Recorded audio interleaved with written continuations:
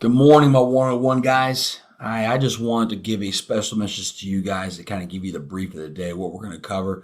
But first and foremost, I want to make sure that you guys are on the same page with me. Um, the reason why I do the one-on-one camp and you guys are selected to do the one-on-one camp is because honestly, there is little margin of error for that group. And I'll explain to you what that means in a minute. Primarily, um, all the eyes are there. You saw the number of parents. Those kids' experience for football as maybe brand new football players, it can come down to how they feel about what they do at our camp, how they interact with the coaches, and you guys can very much impact their excitement and passion for playing football. The parents are watching and they're learning and understanding what could be expected when they go to their youth football practice.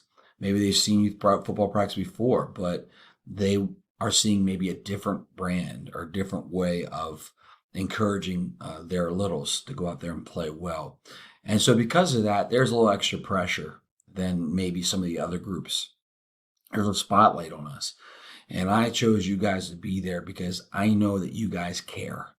I know you don't want to let me down, and I know you don't want to let those kids down. And that's why you guys have been chosen to be there. I think that almost everybody who's over there in the camps 102, 103 have done 101 before. And so, you know, I know that there could be a great deal of pressure because you're working with me, and I can sometimes seem just a little bit gruff and intense. But trust me, it's only because I'm just want to stay on point and be ahead of the game and make sure that we aren't letting anything slip through the cracks. So, with that, know that you guys did a great job. On the first day, you guys set a good tone. I tell you that there's a difference somehow. Y'all, whenever got refreshed, got water. So when we transitioned from offense to defense, you were pretty locked on.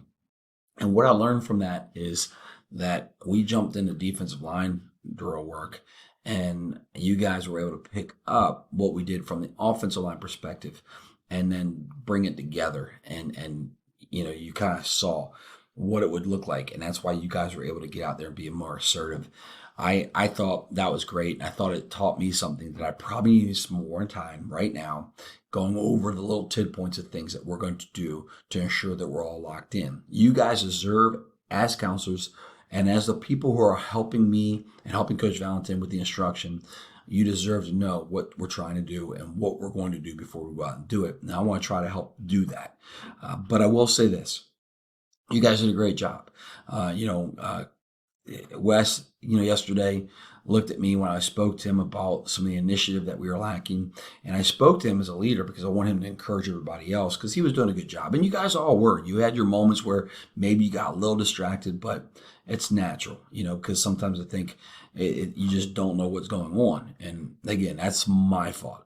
And we're going to fix that right now. And then we're going to have a meeting on the field about 5:45 to make sure, 5:40 to make sure everything that we need covered and understood is ready to go. But I'm proud of you guys. I do appreciate you. Today's going to be a great day, and we're going to continue to rock and roll. So we're going to go over the plan of the day briefly here, and then we'll cover it a little bit more thoroughly when we get out in the field. Okay?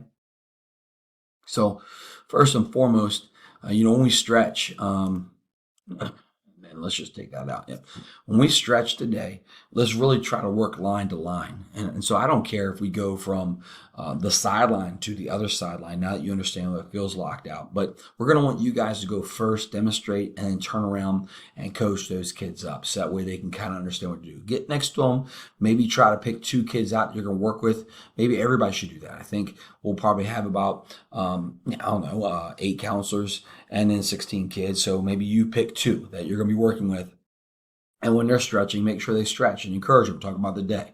When they get there early, I want you guys to be down there, pull the balls out and start throwing with them. Once we're set up, that's why we want to be set up early. So that way those kiddos, when they show up, you have their attention and they have your attention. Okay. Always encourage them. When you go over to the water stations, make sure you give them water, but take care of yourself, water yourself too. And of course, have some interaction. But the best interaction that you guys can have with each other is when you include the littles. So if I'm talking to one of you guys and I can actually talk to one of the kids, that's the best way to go.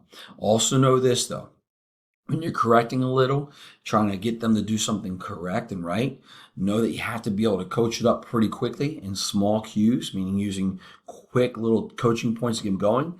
And also, don't be scared to talk to many other kids in your group and use that kid as an example. And I don't mean a negative example. Certainly when a kid does it right, man, celebrate that. Hey, that's exactly what I want you to do. You got your feet pumping. Good job. You see that, guys? He did a great job. Or, see, guys, his hands need to get more inside. Elbows got to be more inside so you can punch, lift, and drive.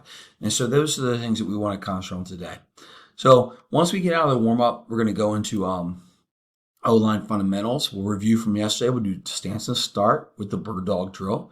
So we want to have cones. You know what would be better than just having cones? You know, he had trouble trying to get these guys to stay distant from each other. Grab more cones, lay them out, and have a cone for each kid. So that way they know you're going to be on this cone, you're going to be on that cone, and they're locked in, okay? So let's go ahead and do that.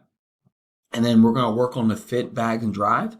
And we're actually going to have them come off the ball now. So yesterday we did the stance and start and the step. We had them on the bag. We had them shoot their hands and drive the bag. This time we're going to put their hand in the dirt, start from a 3-point stance, come off, and drive you guys. With that, we'll have 4 lines. We'll need 4 bags. We'll need 4 agility bags that they can step and use as their boards. And then we're going to end up creating double teams. And when we do double teams, it's going to be kind of cool. Okay, we're going to take the agility bags and we're going to have them lined up so that way they're close and that can control where the kids are standing, right? And then they're going to step off and come towards you and you're going to be in the middle holding that pad. And I want them to get both hands on you and just move you out of the way. That'll be a lot of fun, you know. And again, when you guys fall on your back, you heard a reaction of a parent yesterday. They were kind of surprised, like, oh my. You're not realizing you guys kind of fell on your own. So, but let's keep this type of energy going.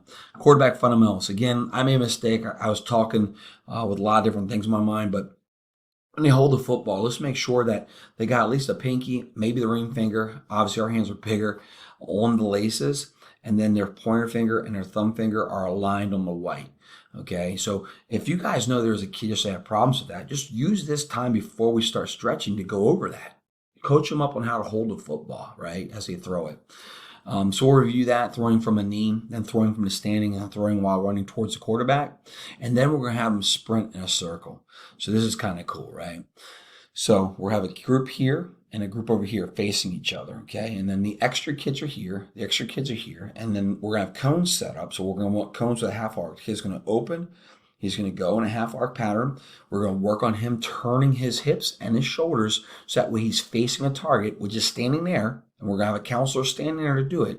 And he's going to throw the ball on the run and come towards you as he throws the ball. You're going to catch it. Make sure you give him a target right here in the middle of your chin or lower of your chin, just in the middle of your chest. And then give the ball to the quarterbacks and they're going to go in a circle. So that's the quarterback run in a sprint circle. Wide receivers. We didn't get a chance to work on catching the ball, so we'll do that tomorrow or today. We'll quickly jump into the mirror drill and the stalk drill, work on some catching fundamentals. And with that, we're going to talk about, hey, catch the ball with your thumbs together and pinkies together if it's below the waist. All right. And then we're going to talk about, again, putting the ball away. Once again, there's something else that we can cover when we're in that time, pre-practice time. We're going to help them understand how they cover the ball up. Maybe set up some cones. Hey, if I'm running this way, I want the ball on the right arm. If I'm running on this way, I want the ball on the left arm. Cover the ball up when you're going to make contact with people. All right. Go over the way their arms should be when they're taking a handoff, right? If I'm taking a handoff from the left, my left arm should be up. If I'm taking a ball handoff from the right, my right arm should be up, right? And so we're going to work on the catching fundamentals, and then we're going to 5-yard out. And again, we're running 5-yard out. You know, we will throw the balls for them so that way we can ensure they get a lot of catches, right? That's kind of fun to do. And so we can set up 3 stations, just like we do our T drill or that 1-cut drill. When we condition, we can set a cone here, right? A cone here, a cone there, and a cone there, and set 3 of them up. And then you guys can work your kids through your stations so that we get a lot of reps. Because the more they practice catching, the better they're going to get at. And then the running back drill yesterday, I thought yesterday went well. All right, and so now we'll work on some more ball handling, catch the ball, go through the agility bags, all right, and take a handoff. And then we'll add into this now when they come through the gauntlet after the catch. We're going to have a coach stand back there and tilt them left or right, and we want the kid to divert and go one way or the other. But that'll be the offensive dynamics for the day, okay, which will be great. Defensive line stuff, we're going to build off what we did yesterday. Again, get into the bird jog, work on the stance and starts. We're going to punch and drive. And we're really going to work on that rip a little bit more. And what we're going to do is I'm going to have them sit up so that their hands are on the bag. And we're going to start. And I just want you guys to start. If we're going to the left, have them hold the hand shield. Have their eyes like looking at the bag. Have their right arm unattached to the bag at all. All right. And just have it up here and have them rip and turn their shoulder. Come back, have them rip, turn their shoulder. And constantly use that word rip, turn your shoulder. Okay. And you'll talk to them about, as they're doing that, how their hips are turning, everything else. And then we'll put it all together. Rip, turn your shoulder, and step into the gap. Rip, turn your shoulder, and step into the gap. Okay. And so we'll finish then. Hopefully, if we progress well enough, they'll finish with a rip at the heels and then chase down the line. So what we'll do is, I'll be standing back in the back, or one of you guys will stand back in the back, and we'll work on rip, finishing, getting to the heels, finding the ball, and have them turn and run to the right or left, directly down the line. So that'll be what we do with them. The linebacker fundamentals, stance and start, come downhill, fit on the bags. I mean, it's kind of the same stuff we did yesterday, all right? But now we're going to have them forklift the bags. And so you guys did a good job of giving them the rough idea of coming downhill and getting to near hip. Well, now we're going to have them forklift. So we can do this just right now before we jump into what we did yesterday with the agility bags coming downhill and then fitting up on you. We're now going to have lines of 4 again. They're going to step, step, step, step, and then we're going to run through. And when you forklift a bag, I want that agility bag nice and low, set up so that you can forklift and run through, and really emphasize them running through the tackle. And then when we go defense fundamentals, yesterday we did a little bit of back pedal, of course, as you guys know. And then we added in the gator roll. Well, we're going to go ahead and work on that gator roll a little bit more again today. And we want to make sure, again, they roll away. So they tackle and roll away, near hip and then pull away, right? And then we're going to work onto a pursuit drill, which is going to be kind of cool. So, we'll have them back pedal, weave. And then what we'll do is we'll then have guys stationed on the side. You guys as counselors, 3 on each side. And then when I turn or give them the command, they're going to flip their hips and they're going to run, take angles, just like we do at practice to each one of you guys. And then when you get to your places, have them chop their feet and have them jump in the air. All right. And we'll go over more of those things today, but that's kind of the lay of the land today. I hope it helps us get it a little locked in before we go out there. I didn't do a good job of presenting this to you guys yesterday, so I want to make sure we do that. The 4 downs to score, I have rules for that. If you guys wanted them, let me know. If you do, we can pull them up and show them to you. But I thought yesterday you guys did a good job of improvising and just letting the kids go out and have fun and play. I saw some really great throws and catches out there. And so it was really cool to see that. Conditioning, again, we do not need to have the agility stations and everything else set up before we start camp. You heard me say it in the other video. Just have the thing staged and know that we're responsible to make sure we have the alpine agility and the long jump set up between the 2 fields as the guys transition from the full line field. I just want to, again, point out to you guys that it does not matter, whether you play receiver. For Logan, whether you've played football or not. You guys are out there just to shine and encourage, and that's exactly what you guys said yesterday. I saw tons of encouragement. I was really impressed. I appreciate you guys being out there. Logan Keith's going to be out there with you today, so you'll have a chance to work with him and see him and see how he's comfortable with the environment that's relatively new to him when he started with us. But I think it was just great. I'm proud of all you guys. Don't be scared to jump in, because there's nothing that you could do wrong when you're trying to do what's right for those kids and for each other. So with that, I look forward to seeing you guys later. I'm out and love ya. Boom.